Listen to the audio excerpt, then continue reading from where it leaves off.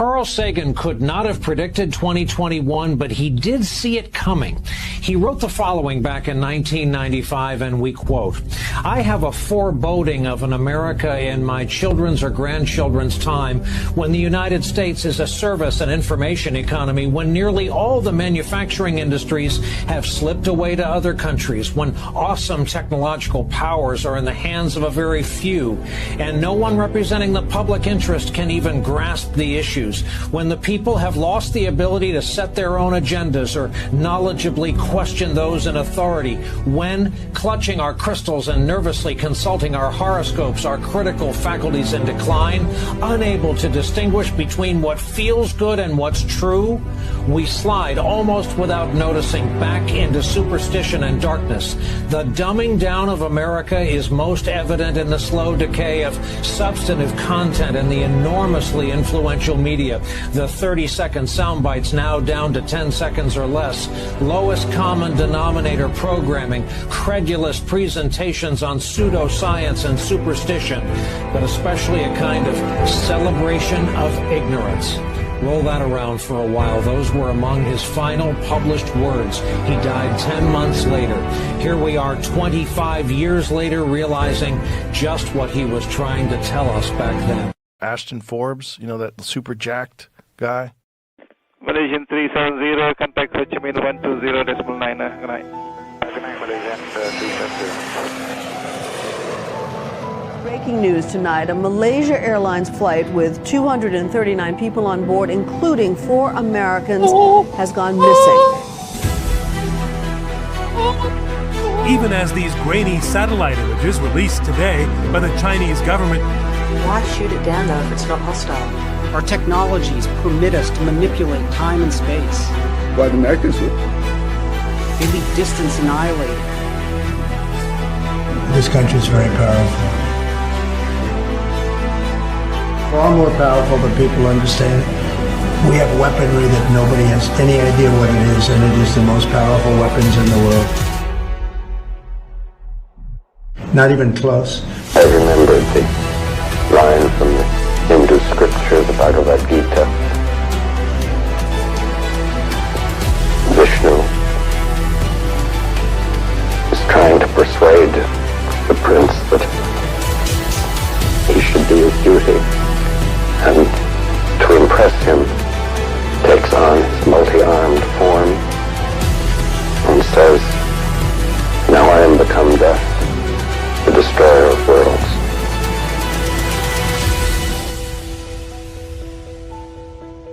I suppose we all thought that, one way or another.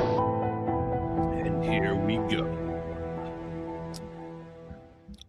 Wow. Hello, everybody. Welcome to the live stream, guys. Yes, Lulu is in the picture. OMG's chat. We will see how long it lasts. Guys, thank you for being here. Tonight, we are talking about weapons of war, or weapons of time. Weapons of time that Obama used on MH370. And in that, the primary focus is going to be on Salvatore Pais's interview with Tim Ventura today. If you didn't already see it, well, you're going to watch the main highlights from it tonight. And in that, we have to have the most important thing ready, guys. We have to have our salads. OMG. Get your salads geared up. Now, if you are new to this idea of manipulating space-time, let me begin by saying, this is what's going on. Not angled right. Okay. Let me begin by saying that all of these engineers and scientists that have come up with warp drives and these ideas that we think of as science fiction propulsion concepts, they're all based on the same physics. It's all based on the idea of taking Einstein's equations and taking it to their extreme. And thank you very much for the salad emojis in the chat. These are very important.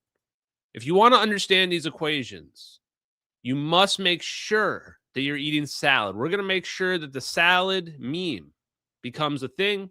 Hold on, I have it. Now, oh, you know what? I should put salad next to the right quote because I have so many now of these. Here it is. Ready? The famous salad interview. We already know, and a lot of other physicists know, that Einstein proved that gravity is not a fundamental force of nature. It emerges from the fabric of space-time when it's distorted or curved or bent. And Sakharov... Dude, duh. We all know this, that gravity is an emergent force that comes from, it's a pressure force from the fabric of space. So it's not its own primordial force like the other forces. So when we understand this, what is the thing that we need for this to make sense? We need to understand that space-time is a thing, that space-time has a pressure to it.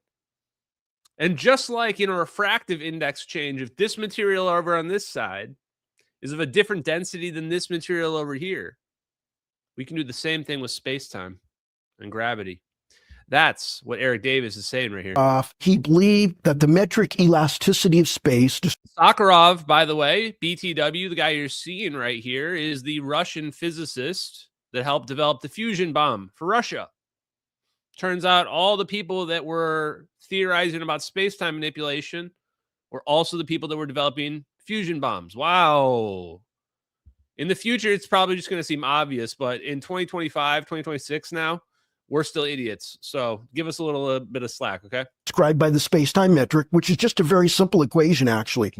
And he said that should come from the quantum vacuum fluctuations, because he sees the quantum vacuum fluctuations as being the seed of all existence. And he was right.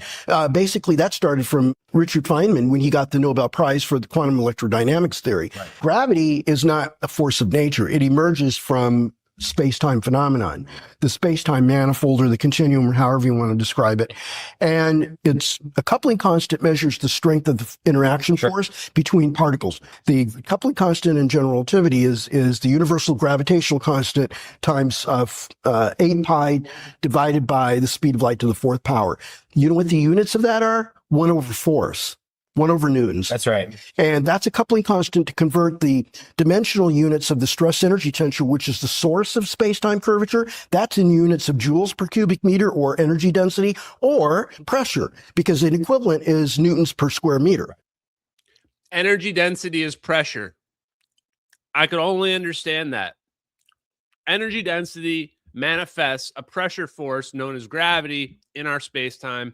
Only makes sense if there's an extra dimension and our space-time is an actual thing, not an empty vacuum.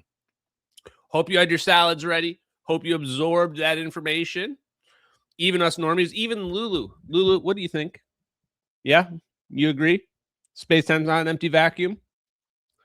You see that passive look she has right there, just staring me in the eyes? She's saying plasma universe, chat. Very obvious. Very obvious. Okay. Next clip. Which one was I going to play? This is what we used to have, chat. This is what we used to have here. Hold on. Where is it? Yeah, here it is. There's a whole Veritasium video about wormholes, black holes, Schwarzschild radius, going faster than light. And it made me think, we're going to get political. It made me think, Ashton, we're about to get political as shit. Why? Because society kind of just sucks today. Nobody does anything. Somehow I'm quasi-famous, and all I do is read other people's scientific papers in a very sarcastic tone most of the time. And I go between black pilling people and Chad pilling people alternatively on a daily basis. And somehow people watch. But in the old days, people used to do stuff. People used to do things, research stuff. Listen to this Giga Chad response back and forth between Albert Einstein and Schwarzschild. When Schwarzschild literally took, all he did was took Albert Einstein's equations and said, oh, hold up. Let me just math this out. Let me just visualize this. and math this out real quick, which, by the way, we call the radius of the black hole the Schwarzschild radius, because he was able to take and visualize Einstein's equations and figure out the event horizon of a black hole. I think it's event horizon, right? Yeah. Here we go. And closer to it, space-time becomes more and more curved. It attracts objects in, and time runs slower. We got to be careful here not to get copyright striked by these big boys. Schwarzschild sent his solution to Einstein, concluding with, "The war treated me kindly enough, in spite of the heavy gunfire, to allow me to get away from it all and take this walk in the land of your ideas." Okay, hold up. So just to start right there, my man is just in the middle of the war, World War, and he's like, hey, I'm taking gunfire, but you know what? I took a look at general relativity. I was like, hey, I got finished killing some commies, and I took a look at general relativity, and it turns out looks pretty legit. Looks pretty legit, and I went ahead and did some math for you, and here you go. Have some math. What a badass thing to do. Here we go. Einstein replied, "I have read your paper with the utmost interest. I had not expected that one could formulate the exact solution to the problem in such a simple way." But what seemed at first... So he comes back, and he's got his equation laid out, and his equation basically says, oh, let's just simplify this whole thing. He says, let's imagine an empty void, and we're going to put just one point source mass. It doesn't matter how big it is. Doesn't matter how big it is, because there's nothing else and everything's relative. So we'll give it 1 unit, and we'll have it sitting there. And I'll imagine, I will visualize what that would look like from the outside observer's perspective. And he writes the equation out for, imagine me looking at the object, right? We're going to turn sideways here, look at our object. He says, as you would get closer and closer to this object, you would experience more and more of this space-time curvature, more and more of this gravity that Einstein talks about. And here's the equation that represents that change, that visualization of that. Woo! Einstein just says, wow. Didn't expect you could write something so elegant, so simply. We used to be a society. And now we've got woke people breaking into churches. They got caravans of people awkwardly honking behind federal officers doing their sworn duty, arresting criminals. I don't even know what the world is anymore. I truly don't. And I don't know if it's right or wrong to tell people about this technology and this science. Sometimes I think the bad guys are right. Sometimes I think the deep state is right to keep it hidden. But let's dig into it. First, Eric Davis, last live stream, before we get into the Salvatore Pais interview with Tim Ventura. Eric Davis mentioned that he and Hal Puthoff had worked underneath a VP of Lockheed Martin who was in the program. We use the program to talk about the UFO crash retrieval program, reverse engineering program. It's kind of a nebulous term. They don't really lock down exactly what it means. They just say the program, as if it's a special club or something like that. Anyway, we found out who the VP is. Lulu, are we boring you? You don't like Lockheed Martin engineers? Okay, you chill then. Yeah, she's super cute, but also very, very deadly. Not a joke. Don't mess around with Lulu. She will bite you. The Lockheed Martin engineer in question is James Ryder. James Ryder. Grok was able to figure it out, and, I would say 99.9% sure it's got to be this guy, because Eric Davis was giving a lot of contextual clues. which, by the way, AI is getting pretty good because if you give it enough contextual clues and there's enough resources available, it's going to figure out the answer to the question, something like that, and then figure it out within a few seconds. So James Ryder, interesting guy. One of the things that he had been, I asked AI to tell me all of the projects that he's been associated with, and his background perfectly fits for all of this electromagnetic technology, of course. But his career goes way back.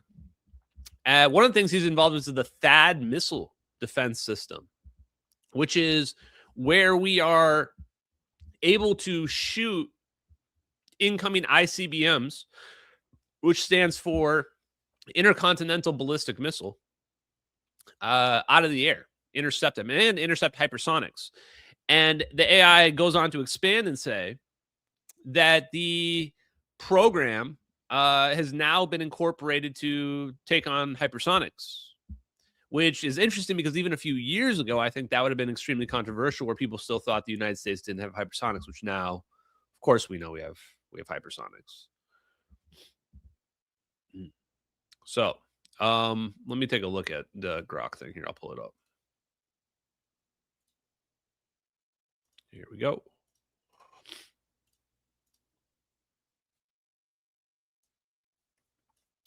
So James Ryder, 38-year career at Lockheed Martin, retired in 2011. Some of the things that he worked on.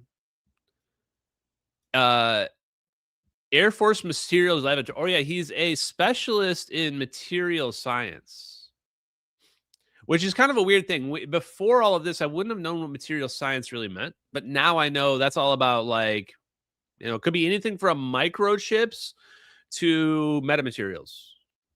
Actually, chemistry of metamaterials, which are used in thermonuclear weapons. Absolutely. So, why did this not? Oh, there we go. So some of the projects he worked on was the L-1011 TriStar aircraft, which was the last commercial aircraft. Here's a question for you. I do want to talk about glitter. I don't know if we're going to get time to talk about it today, but I think we understand that conspiracy too. We're going to uncover like several conspiracies, real conspiracies. The TriStar was the last commercial aircraft. Lockheed Martin stopped building aircraft for the public back in the 80s. 1984 was the last one. So it's like they just let Boeing have that industry. They said they don't really even want to compete. F-22 Raptor, Fleet Ballistic Missiles Program. So a lot of this is pretty normal, but here is the THAAD, Terminal High Altitude Area Defense. Contributed to engineering materials for the missile defense system, which intercepts short, medium, and intermediate range ballistic missiles. Now, why is this important? Why am I bringing this up? This is actually relevant to everything else. AI targeting and intercepting capabilities in three-dimensional space, that is very relevant. Very relevant for space-time manipulation, not just for targeting, for something like the orbs that have to intercept an object, but also to determine where you're going to send your object, because we're not talking about just sending an object now in our three-dimensional space and four-dimension. Now, just in our three-dimensional space, we're talking about possibly sending something in our three-dimensional space and incorporating the extra dimension, the time dimension. And I would have previously said, we are jumping the gun. We can't possibly ask this question yet. We don't even know what the nature of quantum mechanics is and how it combines with general relativity. But then we saw an airplane get zapped out of the sky and teleported, and it didn't look like any shit that I had ever seen before in my life. Here it is again. Because really, this should be on the front page of the Times. But it's not. You're watching a literal wormhole. Jesus, man. Watch how it opens and closes here. See how it like expands in this next frame? Get ready for it. And then it gets like small again. Look at that. And then it's just gone. That's what a real wormhole looks like, because your object's just not there anymore. Now it's somewhere else. Now it's in a different location somewhere. So we can talk about it. And the question that we haven't said is, what does this mean and where is it showing up? And I don't mean where is the plane, like what people always ask me. I mean, what time did that plane show up on the other side? It's one thing to say, we've got our object over here, and this object's going to appear over here. But the better question, the high IQ people don't ask that. The highest IQ people ask, when did the plane show up? Not where, when. Because that tells us the answer to the missing piece that we don't know right now. Just to get you caught up, what do I mean by this? I mean that if you were able to teleport an object from one side of my screen to the other side of my screen, what looks like instantaneous from our perspective, the real question is, how much of a delay is there between doing that? Even if it looks like it's faster than light from my perspective, from a proper time perspective, how much time elapsed? And can you control it? Can you control it? Because if you can control, if I can say, this is for you, Obama. I dedicated this salad to Eric W. Davis. Caesar salad, of course. Holy crap. Cobb salad's appropriate, but not the best. If I can make this plane disappear on this side, the question is, how long is it in this limbo before it reappears over here? This is the part that should bug everybody. Should bug everybody out there. My mind would say it should just like reappear instantly. But the portal, the wormhole we saw wasn't instant. It was very fast, but that wormhole was at least 3 frames. At least 3 frames. So it was a fraction of a second. So some time is elapsing. Now the question is, if you can control that, if you can make this side disappear, but control the path while it's hidden down here, it's moving around. You don't see it, but it's moving around down here. And then all of a sudden it just appears over here. Because why does it matter when it reappears? Once you've displaced from space-time, does it really matter when it appears on the other side? And if you can engineer that, oh boy, we got a problem, chat. If you can engineer that, you've created the most powerful weapon there is. What's the most precious thing we have is time. So if you can manipulate time, if you can change events, here's the rub. This is the big thing for today. Moral of the story for today, guys. 20 minutes in is this. Even if we cannot go to the past, even if I can't send my whole body to the past, to the previous state of entropy in the universe, even if you can just send a message, even if you could just send one word, that would be able to be a ripple effect that would change everything. Imagine going back to the time of the cavemen and saying fire. That's it. It's all you say. If you could send one word back and you just say fire to the cavemen, and that stimulates them to think, what did he mean by fire? What do you mean by fire? And then They produce it and it makes sense.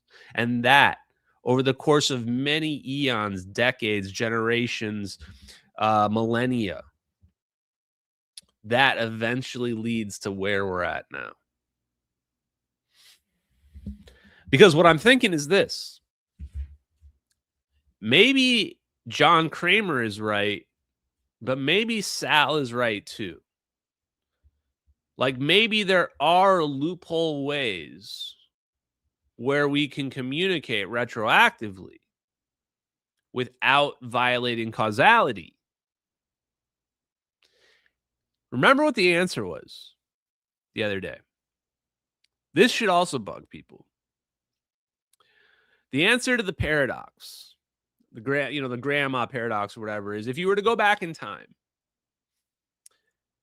and then now you go back in time, well, you decide that you're just what stops you from killing your grandparents or whatever and make it so you could never exist? The answer is because you didn't do that. You already know. History's already been written. Your history's already been written that allowed you to exist, so you don't go back and kill your parents. So if you go back in time, you don't go back and kill your parents or your grandparents. We already know that. What if that's just the answer? The answer to going back in time is you can do anything that doesn't change what's already happened. And if that seems weird, then you didn't go back in time. If you didn't see yourself in the past, you didn't go back in time and see yourself. Anyway, I've rambled on enough. The James Ryder thing. I mean, this guy, he's got the highest level of security, and he worked on the SR-71 Blackbird. So, yeah, I'm sure he knows 100%. There's nothing that was like super incriminating here, but I thought the THAAD missile defense thing was pretty interesting, especially to see the improvements here. It says right here, 2026, we've got all these THAAD things in different nations, and they can intercept missiles really, really, really effectively. So this is probably the same kind of technology, intercepting and like whatever they use to track this stuff. That's probably the same kind of technology that they're using in the orbs to vector the orbs. It doesn't even necessarily have to be AI or AGI for the orbs. It can just be normal computers, but who knows? Okay. Salvatore Pais. Let's start. He starts by talking about this idea of a cyclical universe, and that we should mimic what we see in nature. And he presents a very elegant idea. That is, what if nature has already created a superintelligence? He says, if given enough time, plasma may be able to be conscious. If that's true, something like the sun or something we don't really think of as possibly being conscious could become conscious. And that might manifest itself in ways that seem foreign to us. So if this is the case, then there may be a superintelligence that's already out there. Not going to get too metaphysical here, but it could be that we are that superintelligence as well, or we are a piece of that superintelligence. And he also speaks to this idea of a cyclical universe. Now, the earliest physicists, we previously thought there might be a big crunch. This idea that the universe expands and contracts in this cycle. Everything in duality. Waves, cycles. The same way where when we first theorized black holes, we also theorized white holes. One in, one out. Which is why it should not be very surprising to connect the idea of a wormhole to a black hole. Perhaps it is either the very same thing or an analogy for this, or it can be manipulated so that you do not have the event horizon crush our object. So let me play this first clip with Salvatore Pais. Actually, I'm going to start a couple minutes earlier. Here we go.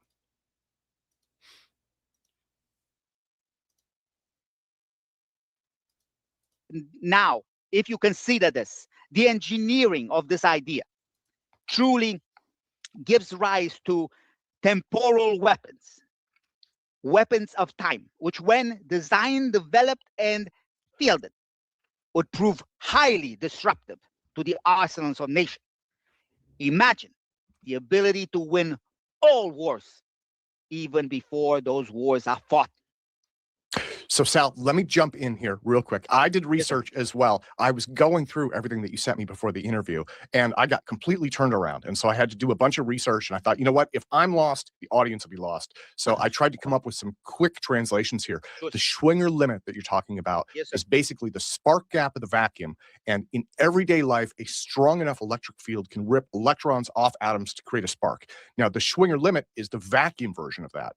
If the field gets intense enough, and that has to be incredibly intense, empty space becomes unstable and can convert field energy into real matter as electron-positron pairs. So you get these high-energy gamma rays, high-energy like interactions like that, and it literally creates matter. It creates these pairs of electrons and positrons out of the vacuum. So the vacuum itself stops being a passive stage for other things to act on and starts behaving like an active medium. So that's the Schwinger limit part of it. And then so he did a really good job right there. This is very important. Is that early on I didn't know if Sal believed in 0-point energy or the ether. But now I know for sure it's just a matter of conceptual viewpoint. Sal's saying that space-time is this medium, and if you get to these high energy levels, energy density specifically, then all of a sudden space-time will begin to break down. And you will have these particle-antiparticle pairs will get produced in the form of light out of the ether, out of the vacuum, out of space-time. So that's the Schwinger limit. So there is a limit because we think of space-time as being this infinite, it can absorb infinite energy density, but you get to a certain energy density and you've hit the limit. You've hit the wall. You've hit the ceiling. Can't get over it, guys. Cannot get over that ceiling. Okay. That was important to state. Here we go. Oh, and then also, right, I mean, there at the beginning, he says, if you have weapons of time, this could potentially allow you to win all wars forever. Edge of Eternity's chat. Or Edge of Tomorrow. Edge of Tomorrow, Tom Cruise, great movie. But that's the whole premise. The premise of the movie in Edge of Tomorrow is that the aliens have the ability to see the future.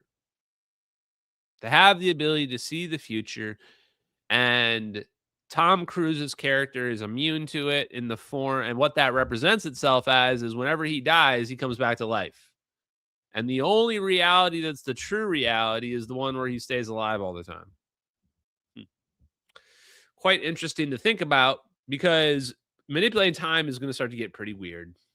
It's going to start to get pretty weird. And what Sal's saying here then is there must be some way to do it. There must be some way to pull it off. We don't want to enlighten our enemies, but somehow we can manipulate time into some level of degree, and there may be some way to send a message, and who knows? Maybe in the future we will be able to, actually travel through time. Now, going forward is easy. Honestly, going forward is trivial. No one even argues that. We're really talking about retrocausality here. Future impacting the past. That's the mind trip that everybody wants to know about. Okay, let's keep going. Here we go.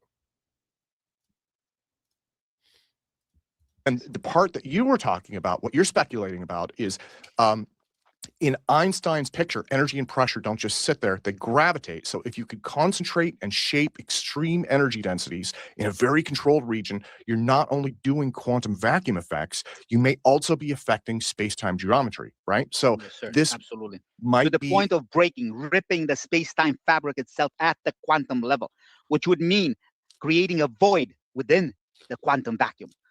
This is what Froning was talking about when he talked about, as you know, David Froning, good friend of Paul Murad, a good friend of God, what was his name? Him and I had a conversation when I was working for the USPTO. Ferris Williams, very interesting man. Wow. I'm now actually he working also on a works for story the about.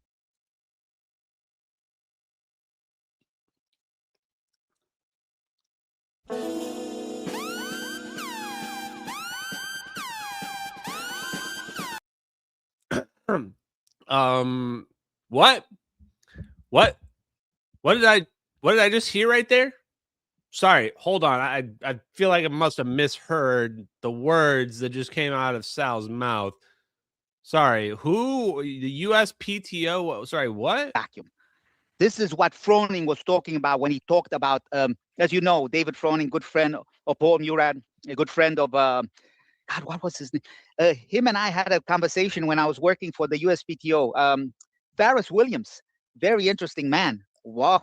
I'm now actually he working also on a works for the story about Navy, if Ferris I'm right now. pointing- Yeah. Yeah, a very interesting man indeed. One, Wait, hold up.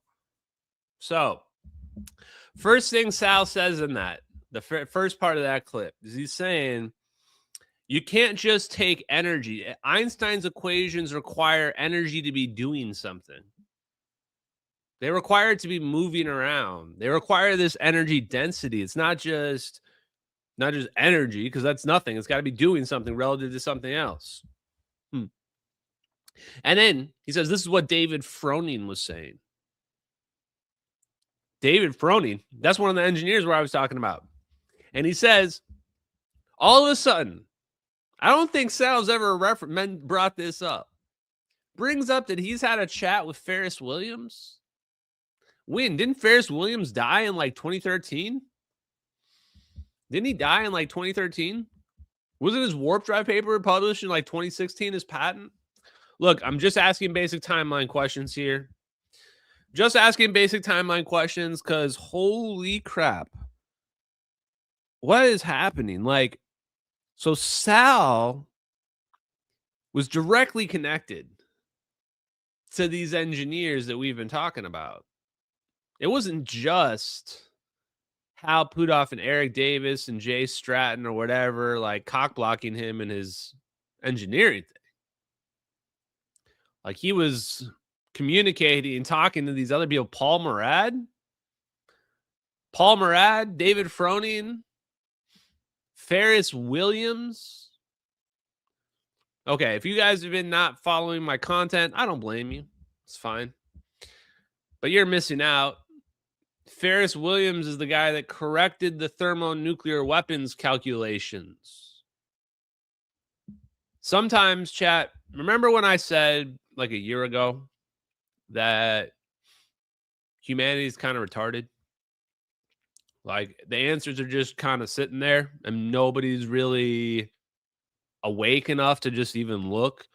Shouldn't it be kind of interesting that a guy corrected the thermonuclear weapons calculations and then he was like, "Oh, I don't think these people know anything about physics." I wish I was making this up. He's like, "I don't think these people know anything about physics. I'm going to come up with my own theory since these people don't know how to do math." Now, what is it that he added? He added an extra dimension, 5 dimensions instead of 4. Because why? Because your energy can't just be... The amount of energy is great, but you need the energy moving around, the pressure the energy causes, the energy density. Because if you were to put pressure on your energy, you're increasing the energy density. If you expand, you're reducing it. Now imagine a balloon and putting a weight on a balloon. Okay. Sorry, Sal. Continue, please, with telling us your story about Ferris Williams that you never told us about before. Let me just rewind it a little bit. Now he's just bringing up Ferris Williams. After Ashton discovers that Ferris Williams was working on clean fusion reactors and warp drives and his own 5D theory, dynamic theory, and Ashton says, I don't know this for a fact, but I know this to be the case. Ferris Williams didn't squeal. he solved the nuclear calculations, and that information was still secret and classified to this day. Ferris Williams. Let's see what Sal has to say about him. It's pretty short, but sweet. Conversation when I was working for the USPTO. Ferris Williams, very interesting man. Wow. I'm actually he working also on a works for story the about Navy at Ferris one right point in now. time. Yeah. Yeah, a very interesting man indeed. One of our best. I believe he had a great deal of nuclear weapon secrets that he took to his grave, among other things. But yeah, Ferris was. I have an anecdote about Ferris. His dynamic theory is quite interesting, to say the least. He actually pointed me to Paul Murad when I sent him my so-called first paper that took me 4.5 years to publish, called "Conditional Possibility of Spacecraft Propulsion at Superluminal Speeds." My goodness, what I went through. It is, again, exactly what you've noticed, Tim. Extremely hard to publish, especially if you're not one of them. You know, yes. as George Carlin said, it's a big club, and you're not part of it. No. Yeah, unfortunately. Yeah, but the other quote that I keep repeating. Holy crap. It's a big club and you're not part of it. Wow. And then Sal talks about how hard it is to get published, which of course it's super hard to get published. That paper, Conditional Possibility of Spacecraft Propulsion at Superluminal Speeds, Salvatore Pais, 2015. That's 2 years after... 1 to 2 years after Ferris Williams died. Right? 2013. Isn't that when he died? Hold on. It's just basic math I'm doing here. Hold on. Yeah, it must be sometime around that. He didn't die from a car accident, did he? No. He died in... Doesn't say. Weird. That's pretty weird. Oh, December 11th, 2014. December 11th, 2014. So Sal had sent Ferris Williams that. How did Sal even know about Ferris Williams? And he says the dynamic theory is very interesting. Of course, because the dynamic theory fits perfectly within what Salvatore Pais has been talking about. There needs to be an extra dimension for this warp drive stuff to work. Heck, for maybe all of it to work. Fusion reactor for sure. Maybe even superconductivity. I don't know.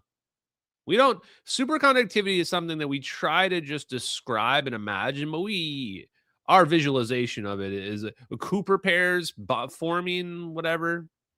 I don't know. Doesn't make a lot of sense to me. So he's a fan of Ferris Williams, spoke to him, and Ferris Williams connected him to Paul Murad. Is Paul Murad still alive? One of these guys got to talk, right? Like, the other thing I want to point out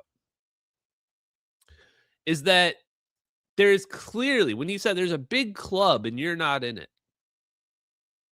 Again, it doesn't matter if you have the truth on your side. That's just not how the world works. You can't get published if you don't have the right academic credentials, and in some cases, if you're not even talking about the right stuff. You can't get published. And these guys that have this, that know about this, they are not going to talk. They have been well compensated. And it's not just a matter of like ego. In fact, I don't even think that's a driving factor, but it may be for some of them. Some of them probably do like the fact they know and other people don't know. But for most of them, probably a combination of this is just how the world works, and I'm being well compensated, and I don't want to risk my family. And those motivations are powerful enough to hide anything. Nuclear weapons, fusion bombs, space-time manipulation, heck, even free energy. Even free energy, guys. Okay, let's go to the next segment here. So let's skip ahead a little bit. And let's go ahead to like 40 minutes here. Let's go somewhere in the middle here. I can't remember what to talk about here.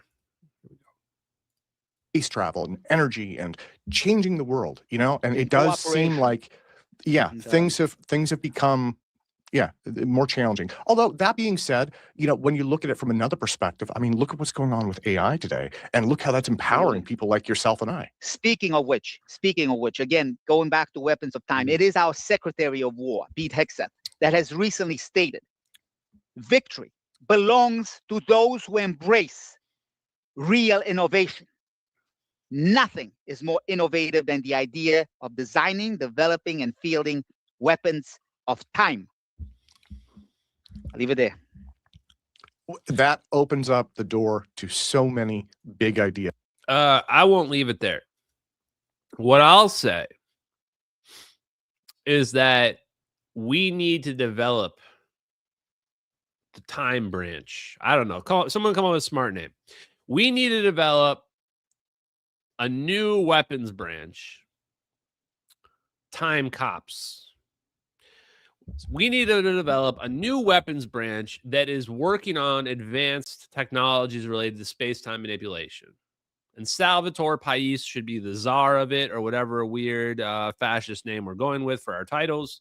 I don't really care. But get this guy in charge. He's got the clearances. He's in the Navy. We've already conscripted him and made him our indentured servant, or whatever is going on with this weird relationship we've got going on with Sal. So just put him in a position and let him start making plasma disruption fusion weapons, space-time manipulation weapons, warp drives, enterprises, and little Jarvis balls. Why are we not doing that? We're wasting... Here's the other thing about it, and I said this on a podcast yesterday. It's not even expensive. It probably would... I don't even know how much Sal's research would cost. If he had $50 million, he would be like through the moon. Even $10 million would probably be enough to like do some significant research. These people aren't asking for that much money to put these teams together. We waste more money on scam daycares. We waste magnitudes more money on scam daycares run by illegal immigrants when we could be having space-time manipulation weapons. Even saying the words kind of makes me just want to die. Kind of makes me just want to die. Okay, sorry. Let's go back to Sal here. Plots also, like, I mean, Sliders, the TV show, although that was Dimensions, I shouldn't even broach this question. So could weapons of time be used to go to different dimensions, do you think? Absolutely, sir. And not only that, imagine we recently had let's call it physical extraction. Now imagine, let's say, an individual, sometimes unfortunate, it is the unfortunate things of our times that it's individuals that lead to certain wars. Imagine the ability to actually go back in time and try to change the mind of a certain individual. Or not. Well, imagine that. Yeah. So the obvious one that comes to mind, the old movie trope, is go back in time and kill Hitler, right, before he comes to power. And then the question, and I've actually read philosophical. Wait a minute. Is he saying what I think he's saying?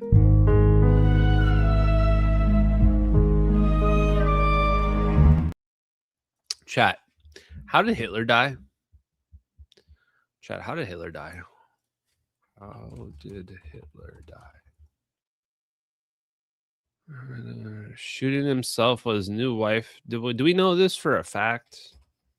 Like, how sure are we about how Hitler died? The reason why I say this is because anything that isn't publicly known, here's the crazy shit. This is what I'm talking about when I'm talking about how weird this is going to get. Okay? Anything that we don't know for a fact, that there's not some kind of verifiable information that can prove it, in theory, that could be changed by going back in time. In theory, think about this. In theory, I could go back in time and kill Hitler. And as long as I hide his body or something like that, perfect crime. How would anybody in 2023, 2 years ago, know about that? They wouldn't. All they would know is what Wikipedia tells them. All they would know is what Reddit tells them. They would go, dude, no, this guy Ashton went back in time and he killed Hitler. Like, that's what happened. He took a selfie while he was back there. He took a selfie. They'd be like, nah, that's fake. They'll be like, no, that's fake. They'll be like, I went on Wikipedia, said he shot himself. Said he shot himself. You got to believe it. So, anyway, I'm joking, but here's the point. The real point is anything that we don't know for sure, like we don't have video evidence or some sort of information that can be passed on, in theory, that could have only happened potentially because of time travelers. If it's possible that we can go back in time. Now, the other side of it is this. That's in a deterministic universe. I think Sal's getting a little ahead of himself there with Tim Ventura, where he's saying you can go to different dimensions. That, to me, speaks to a many worlds hypothesis. Meaning that if we do end up figuring out time travel, you're not really going, you're going to a different version of your reality. Which now it doesn't matter if that different version's in the past because it's all just a matter of perspective. I kind of hope it's not the second one, but I don't really have any vested interest one way or another. Okay, here we go. Philosophical treatise about this. They've said, well, was it Hitler or was Hitler a product of his time? Would somebody have just come in and replaced him and they would have had a different name, but same thing? It is a very good question, sir. But how should I say? Nobody says you got to stop at one individual. And usually there's a cabal of them, right? And usually you know their names. Well, c'est la vie, as the French say. Okay, well, so there you go. Yeah. So it does open big possibilities. Now, what about the possibility of going forward in time? Of course, but this mathematics speaks directly to a possibility of time travel to the past, which again was denied by Stephen Hawking's chronology protection conjecture. I wanted to make sure that, again, I bring forth the idea that there's no such thing as physical impossibilities. That there are no such thing as physical impossibilities, only conditional possibilities. In other words, under certain conditions, everything and anything is possible. So again, the solution to the most complex of problems may actually be extremely simple, depending on perspective. That's key. Now, do you think that this could be tested using, you were talking? That's pretty much Salvatore Pais's overall ethos. There are no impossibilities, only conditional possibilities. That is possible if this thing were to happen. Unicorns are possible if you breed a horse with a porcupine. I don't know, I'm just making that up. But that's the point. Anything is possible. Sal's basically saying this. I'll be the anger translator for Sal. Yo, we can manipulate space-time, bitch. There's infinite energy everywhere. All we got to do is go tap into it. You got to just tenderize the meat, and you can get to the bone. There you go. Hopefully that resonated with some of you out there. Okay, back to the task at hand. Because he says something interesting right here. Talking about fusion reactors a moment ago. Yes. This is something we could test like on a micro scale with power levels that are accessible to humanity right now. I believe, for example, that first of all, I'm pretty sure that the plasma compression fusion device, someone has tried it either theoretically or actually put it in practice. I cannot say more than that. I've heard rumors of craters and so forth with Canada, believe it or not. Anyway, I'll leave it there. That's for another time and place. Most likely skips. But the whole idea. If I hear people talk about skiff one more time, chat, I'm gonna crash out. I'm gonna crash out if I hear any more talk about skiffs. You know what? I don't even know if I care about national security anymore. I really do oscillate between not giving any crap about national security and not giving any crap about the low IQ people that are just living in a daze, in a little dream. So people might already have yeah, of course he thinks they already have it. Even if Sal didn't see some of this technology in any one of the 5 different jobs that he's had that he could have been exposed to it, NASA, Navy, Northrop Grumman. I mean, come on, dude. This guy could have been exposed to this any number of ways. But even if he hadn't been exposed to that, he's seen the MH370 videos. And he's said more than literally any other human being on Earth about those videos, including the non-equilibrium plasma. Just imagine you see those videos, you're like, whoa, not an equilibrium plasma orbs. Whoa, that's crazy. I've been talking about those. Which, by the way, chat, let's be honest with one another here. Sal obviously knows way more than what he's saying. And he's saying a lot. A lot. Okay, let's keep going. Actually, yeah. No, I'm just going to let this play through. Is this.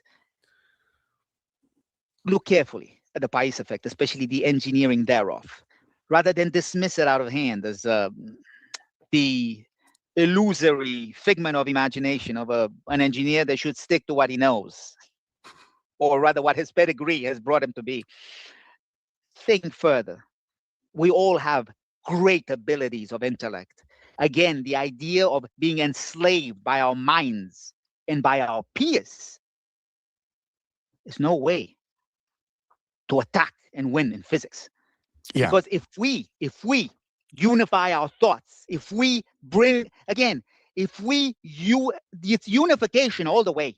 If we came together, can you imagine the kind of Manhattan Project ideas that we could actually solve if instead of killing each other off, we would actually come together and put our ideas together? Because I truly believe, sir, in this great cosmos of ours, not only are we not alone, but we have enemies out there. Now, must one of these enemies act? Here's my criticism of Sal. Too preachy. Too preachy. Now, maybe it's because I've listened to Sal repeatedly and heard him say some of the same things over and over. It's not that he's wrong. He's 100% right about all the things he's saying there, but you got to realize if your objective is to get people to understand physics, you want to leave as much of the mythology and some of that other stuff, the analogies to some of that on the side as much as you can. The difference for me, how I get away with it, is because I'm literally just a guy. I'm literally just a guy trying to explain physics to people and doing my best.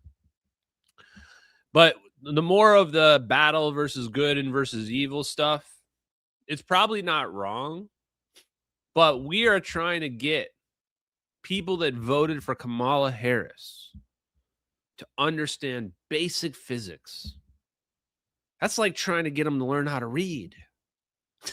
You got like no chance. So we got to tone back some of the, fire and brimstone a little bit.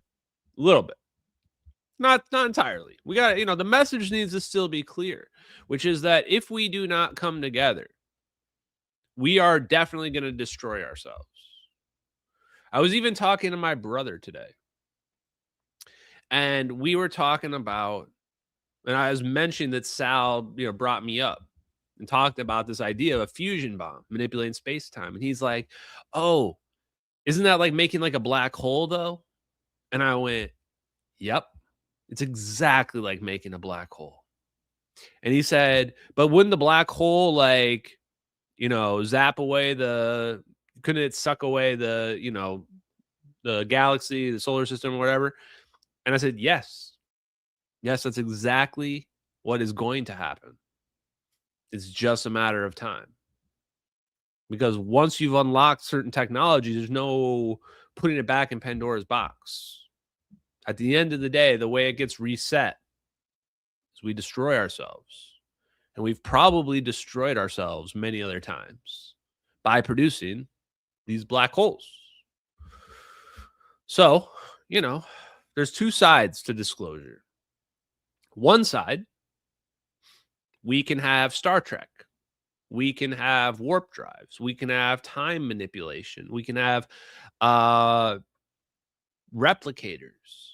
teleportation. We can have abundance for everyone, assuming nobody messes it up. Do you think nobody's going to mess it up? Alternatively, we can have greed. We can have violence, wars. We can have jealousy. We can have few people absorbing the resources for the masses. I don't know. Not sure we're going to make it, chat. Not going to lie. Don't think we're going to make it. Okay, here we go. Actually present itself for us to come together as a world, as an earth, as a united front? Let me, It might be too late. I'm going to hit more movie tropes here. Even if, in theory, even if we couldn't send people back in time, we could probably find a way to send information. And the movie that comes to mind there is Paycheck. I think that was 2003 with Ben Affleck. And the idea is you build a machine and you can transmit from the beginning of the machines when it becomes operational to any point future, right? So you get the machine built in 2003 and you could send messages back to it from 2025, right? So worst case example, we might be able to do something like that, right? Among other things. I think weapons of time would be highly disruptive to the arsenals of nations.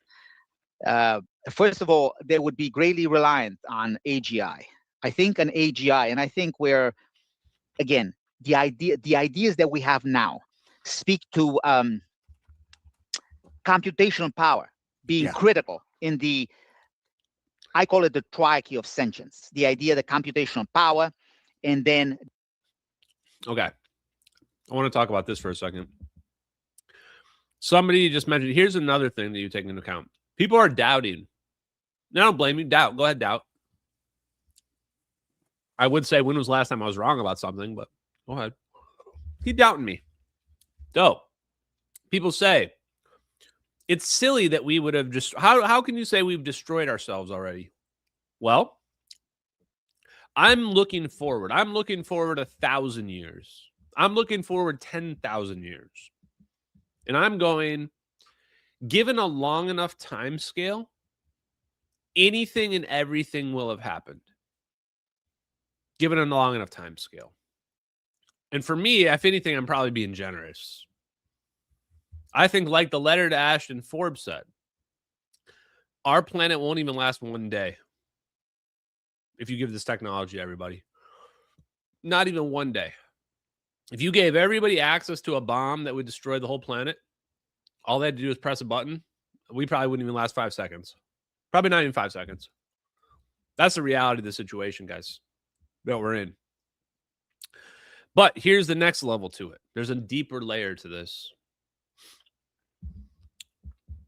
If it's true that we have reset ourselves, that we are in this cycle of discovering this technology, destroying ourselves with this technology, maybe resetting and making maybe we created our own timeline.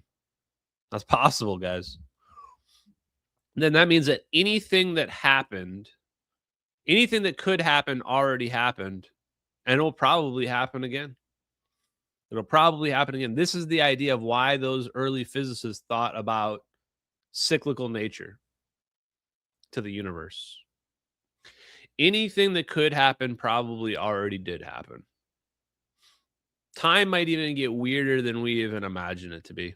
We could be reliving these exact lifetimes over and over and over and over again without even being aware of it. We could be in a video game, playing a game out. What appears like hundreds of years for us is only seconds to an alien race playing the game. The other thing he says is that AI might be essential to this technology. I couldn't agree more. The more I think about it, when we are talking about solving quantum mechanics, by solving quantum mechanics, I mean unifying it with general relativity, figuring out how we can use non-locality, quantum entanglement to teleport. We talk about solving the Schrödinger equation. We talk about taking this extra dimension and looking at our object as it moves through this extra dimension and pinpointing its location, tracking it, and being like, okay, I want it to be from here to over here. Okay, solve the Schrödinger equation. Okay, cool. Reappears over here. That requires a lot of math. To pull that off, you have to do 5 different calculations according to Ferris Williams and his dynamic theory. 5 different calculations to do that. And they're complicated math as well. I mean, trying to write that out and do that by hand, going to take a while. So you may need AGI to do that math. You may need supercomputers to do that math, calculating that math in real time. In fact, that might be part of the reason why those orbs are spinning around the plane.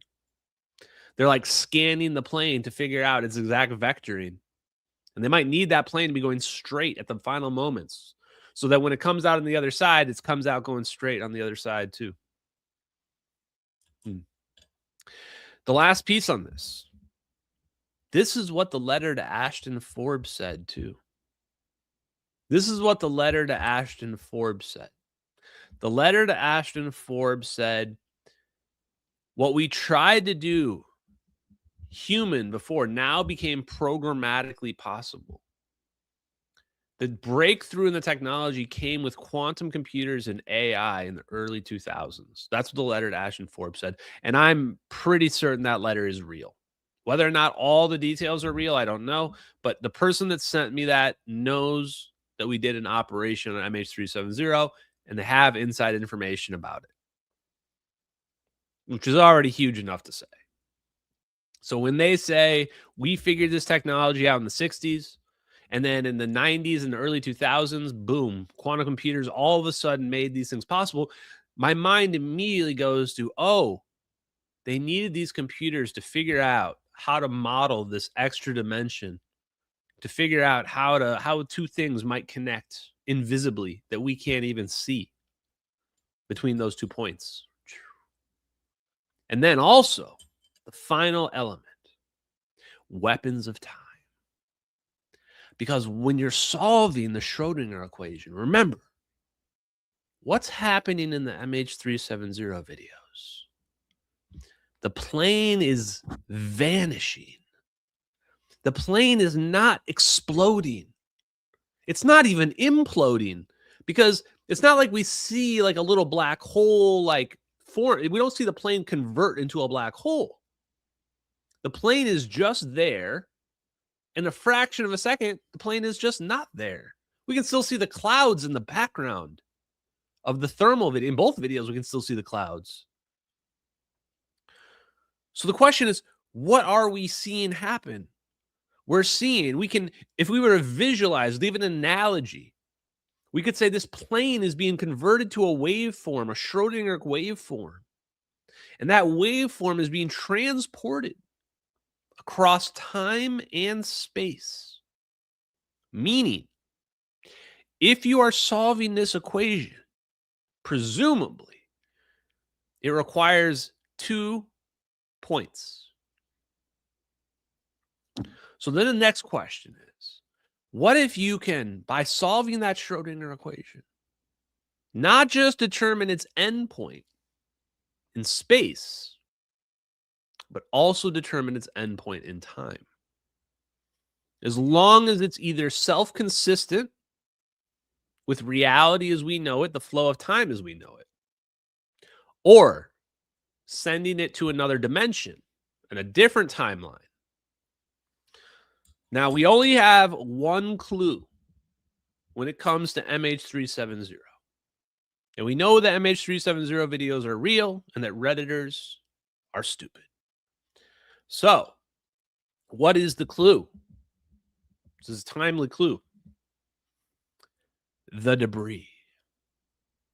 They found debris. And the debris has serial numbers related to part numbers for a Boeing 777. So that debris almost has to be from MH370. Has to be. So what does that mean? That means that plane didn't go to another dimension. It didn't go to the bizarro dimension. Well, unless those few pieces of the plane are all that's left, it's possible. However, I've considered that as well. Several of those pieces they found are from inside the plane, like in the cargo hold, not outer pieces. So, likely that what we're dealing with here is a situation where if they can manipulate time, we're not talking about extra dimension. We're not talking about going to the bizarro dimension. But we don't know for sure. What we need to know is we need to see the videos on the other side and if there's a time delay on the other side. Imagine the plane comes out an hour later. Imagine an hour after you've already teleported it, you set up 3 orbs spinning around over here. It looks like they're spinning around doing nothing. Suddenly, all of a sudden, they converge and poof, a plane comes out. A plane comes flying out of nowhere an hour after MH370 disappears. If we saw that, I'd say, okay, holy shit, time travel time. We did it. Okay, here we go, Sal. Now, here's more about AI. So this is, Sal wants us, sorry, one more thing. Sal wants us to know about this AGI thing. It's very important to him. Understand that. As he first started talking to me about it like a year ago. He said, we got to do a podcast about it. We got to talk about the triarchy of sentience. We got to talk about AGI. We got to talk about the impacts related to those videos and the AGI. Which tells me Sal knows from the inside how significant AI is. Very significant. Okay, here we go. The idea of vectored databases, and then the idea that the AI agent would be able to generate an original concept never before seen that is shown to be not an hallucination, thereby bringing about the meta. These ideas, do not discard them just because. Sum total of human knowledge, especially the relationships between diverse scientific papers, it's just too big for the human mind now. But so we can mine that with AI. And this is where causal inference, this idea of Dr. Judea Pearl, in my opinion, will come in incredible as far as acting as a multiplication, an amplification factor to computational power. Again, the coupling of algorithmic power based on, of course, deep learning and computational power based, say, on incredibly high energy generation. These two should be coupled. Computational power alone, I believe, will reach a scaling platform, a limit. It is algorithmic power that I think will take us to that next step, that along with the idea of using vector databases. So again, things from physical review letters rather than Reddit. And again, this third item, which is extremely important, this AI agent must... Reddit taking strays out here.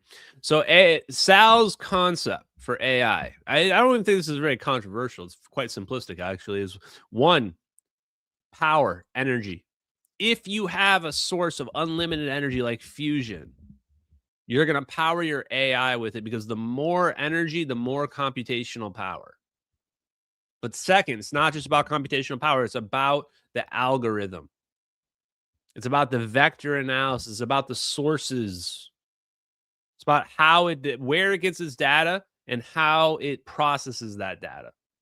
The more efficient you do that. Now, if you take both of these factors and you power them up, you've opened the door now to it being possible for AGI, but there's one more detail. Have the ability to generate an original concept, never before seen, proved not to be an hallucination. Only then, say by experimental verification, because after all, experiment trumps theory every time. Only then could you say that the metamorphosis of an AI to an AGI has been achieved. Yeah. And one thing I can think of in terms of AGI is being able to steer these weapons of time, right? Being able to predict. Well, yeah. This is so, before I go on there, imagine this. Imagine that the military produces an AGI. They feed it all the scientific. First thing they do is they feed it all the classified scientific papers, including Ferris Williams's work. They say, here you go. And it comes back and says, oh, hey, if you mix together these 8 neutronic fusion bombs with these plasma orbs and you spin it around equilaterally like this and converge it, boom, you can just make a wormhole. And then everyone's going, what the fuck? Everyone's going, did the AI just say that? Should we try that? Like, that's pretty wild that it just mixed together all these scientific papers and just fit out these answers. Should we do that? And we go, yeah, sure, try it out. And we're like, hey, are there any covert ops that we could use this on and just like see if it's going to work? Oh, we got this one. It's called MH370. I'm making up a story, guys. That's not, I don't know if that's real or not. But could you imagine? Could you imagine? Because there is a possibility that we hit the singularity from the private military perspective and things just took off with this technology. And then at that point, that's how it was able to get from where it goes from being future tech to being technology that we can't even recognize anymore. We don't even recognize it as human anymore. Just a thought. What we can change in the past that will lead to the desired butterfly effect. Remember what I gave the definition of time as: a peculiar type of informational energy which permeates the space structure. It's extremely important to understand those words because it talks to Shannon entropy. It talks to the idea of, again, we're talking about the greatness of von Neumann. Von Neumann, who after all, if it wasn't for von Neumann, I'm not sure where Edward Teller would have been later on in life, but I'm pretty sure Edward Teller did pretty well for himself. So now, do you have papers that you could send me? I will put those in the YouTube show notes. I wish, sir. I have not written any real innovation. Yeah. Give me a lab and a team and let me, and I will be extremely honest with you. It has absolutely nothing to do with these ideas. And truly, that troubles me. Here we go. Get ready. Because they do not understand my capability.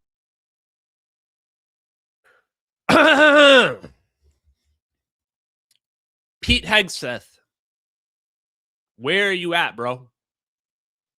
Where are you at? My man, U.S. Navy engineer Salvatore Pais, who has 5 patents that are so advanced, people think they come from aliens. He's thirsty. He's thirsty to make weapons that will make our enemies terrified to fight us. Give the man a lab. Give the man his money. Give the man his plasma orbs so that we can annihilate more narco-terrorists and communists even more efficiently than we do today.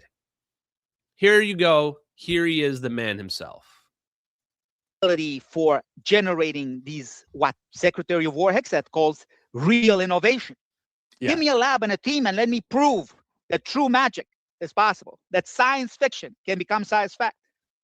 Instead of listening to, how should I say, people who tell other people, nah, he has no idea what he's talking about, and thereby, by dismissing me, cause people such as a certain individual pretty high up at the Senate Armed Service Committee to dismiss the ability to say, give me a lab and a team and let me carry on certain work. Of course, at that point in time, I won't be able to do podcasts anymore. But we call those people that disbelieve Joe Biden voters, Chad. They don't even know where they are. They don't know why they're voting for him. They just know that they're going to vote for a D no matter who, Chad. They're going to come and tell you, this is not real. Don't look over here. Don't look up. No, don't look up at this. Everything's fine. No space-time manipulation. Don't ask what a fusion bomb does. Nobody asks, guys out there, nobody asks what a fusion bomb does. No worry, you don't need to know. It's only been 60 years. Nobody has any fucking clue what a fusion bomb does, but that's fine. That's fine. Just give the man his damn lab and let him get to work. Okay, that's all. Here we go. Yeah.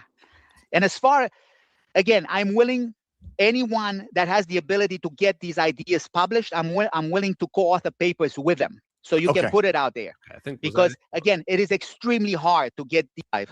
Yeah. To quite a bit of doing.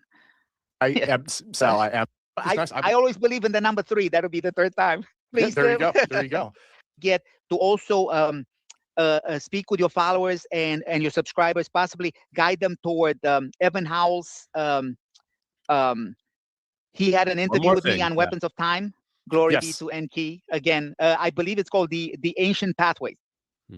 His pod, and also Ashton Forbes, my friend Ashton Forbes, which in my opinion, this man will one day not only prove correct, but I think he's actually bringing disclosure to the masses, and his ability to read physics papers and interpret them at layman understanding of it's quite amazing.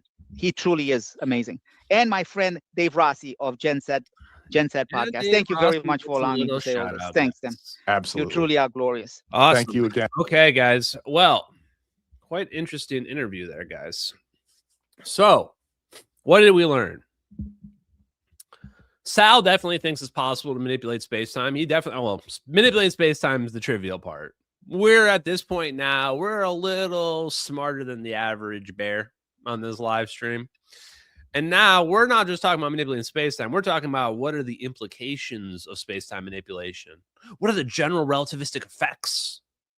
Oh, it's only going to take me 59 days to go 1,000 light years? Mm-hmm. That's what we care about.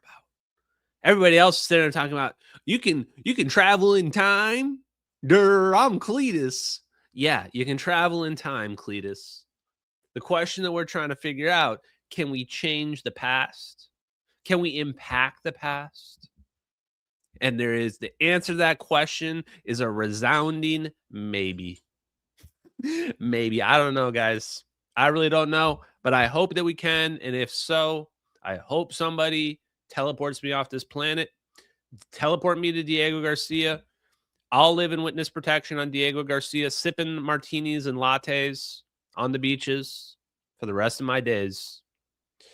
Or I'll just keep talking about physics and science. There is one part in this interview that I did not play where Sal says, I don't want to enlighten our enemies, and talking about, what the secret is for how to manipulate this, how to figure it out.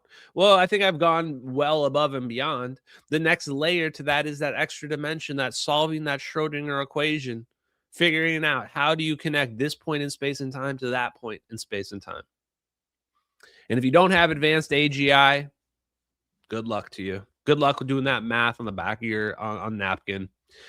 Okay, guys, MH370X, that's it for me for tonight. Let me think. I think I have a moment of Zen for us. Hold on. Let's see. We've got a little moment of Zen action here. Been a lazy weekend. Happy Martin Luther King Day, by the way, guys. Oh, yeah. Here's our boy. Chat. This is the face. Chat.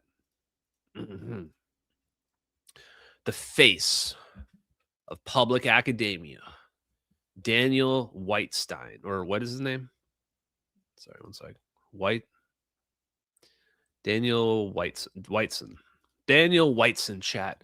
This is the physicist that we should all aspire to be to. I can never hold a candle to someone who can explain physics in such a elegant and beautiful way, Daniel. Tell the people, my man. Fields predict every experiment that's going to happen, but they also provide a story about the unobserved component, right? These fields and what they're doing, whatever. You've just converted your map into a physical actor, because a field is a map of effects. These fields, dude. These fields are what are they doing? And the quantums. Yeah. You know what, bro? I guess I could. Turns out you did me a favor by running away from that debate challenge. You did me a favor. I could never explain physics in such a easy to understand way for the masses. I'll just have to struggle with being a lowly science influencer on the internet, never being a true physicist, my douche. Yeah, bro. Okay. Anyway, thank you guys. Let's get to the super chats. Everybody in the pill chat, welcome back. Mimir to remember and Mithril. Thank you guys for being in the chat today. And Herb Green in the Rumble chat. Appreciate you guys. Sam Fisher, what are your thoughts on Giorgiani's theory that humans may have sent themselves back in time to ancient Mars to isolate themselves in the timeline? Let me give you, by the way, thank you for that generous super chat. Let me give you a simpler answer. What if we didn't send people back in time to Mars? What if Mars sent people forward in time to us? Ooh. It's easier to go forward in time and back. We are trapped in this idea that further in time means more advanced. But what if people on Mars had teleportation capability? And what if they went forward in time to Earth, because future Earth would have been habitable? And so they left their planet, which was doomed, and they came to our planet, which was not doomed. Mind blown. There you go, guys. Keep it simple. Keep it simple. I am still not all about travel to the past, even though I am open to the idea of information and being able to impact the past. But travel to the future is no problem. Travel to the future is easy peasy, chat. In fact, it's a weapon. That's Sal's plasma fusion disruption device. Mick Leonard says, love me some Sal. Thank you very much, Mick Leonard. And lastly, G-Tron gives the heart emoji. Thank you guys very much for those generous super chats. Have a great night, MH370X. We'll be back on Wednesday. Later, everybody. Peace out.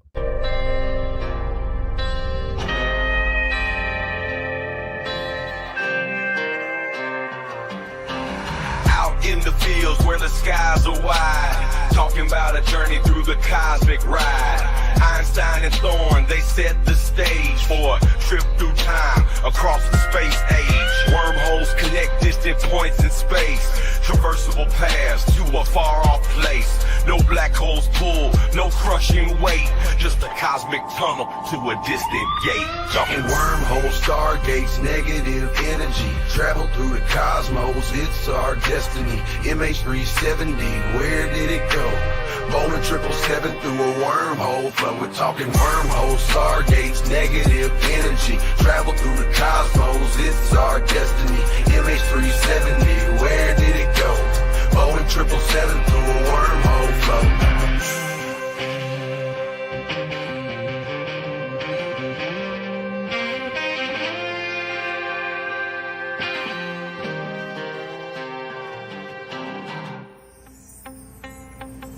Exotic matter, negative energy's the key to stabilize the wormhole for you and me.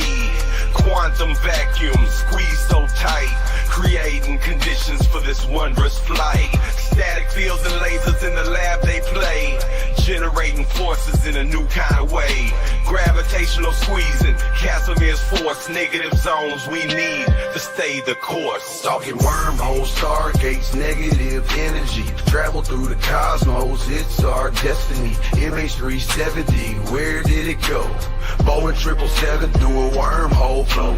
Thin shell formalism plates so fine, spherical geometry we realign. Energy conditions that we must defy. For a stable wormhole, let's give it a try.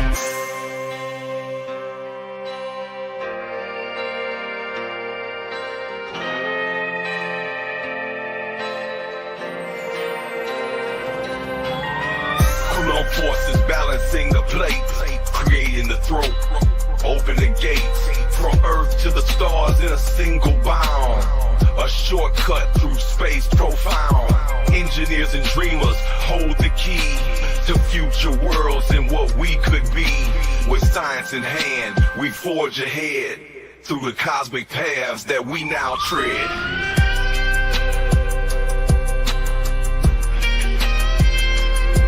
We're talking wormholes, stargates, negative energy, travel through the cosmos, it's our destiny.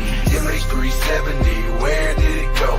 Boeing 777 through a wormhole flow. From the fields to the stars, we break the chains, understanding the universe, we make the gains. Lil Hula Crunk shines, bringing truth to light.